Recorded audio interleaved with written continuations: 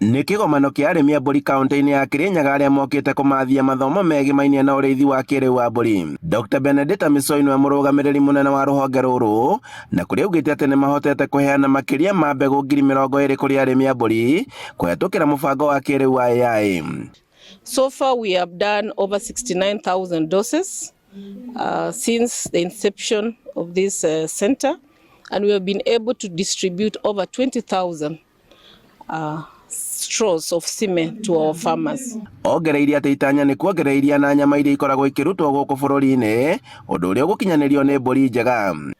The country currently is producing 5 billion liters of milk, but we are intending, or the goal of the government is to double the volumes to 10 billion by the year 2027. And dairy goat is part of the milk that will contribute to the volumes that we are looking forward to produce by the end of 2027, to be able to support and to feed the nation, to also create employment and to ensure that our farmers get profit from their enterprises.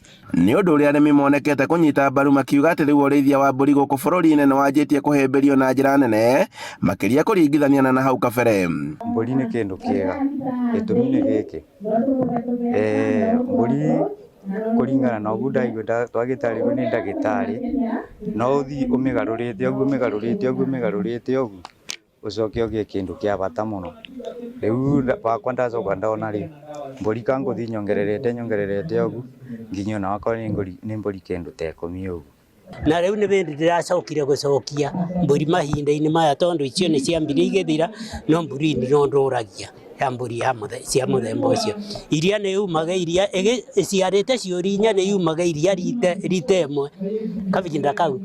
Arĩmi marauga atĩ ũrĩithia ũyũ wĩna umithio mũnene kũrĩ o, kuona atĩ iria na nyama cia mbũri ciĩna thoko ya kũigana. Sana tũkorwo twĩna mathĩna macio ma market ya iria, tondũ andũ aingĩ moragia kũrĩa rĩkuma, tondũ twendia 100 kana 120. Rĩngĩ andũ amandĩkĩrwo iria rĩa mbũri mathibitarĩ, na nĩ mandĩkagĩrwo mũno makarĩetha nginya rĩkaga.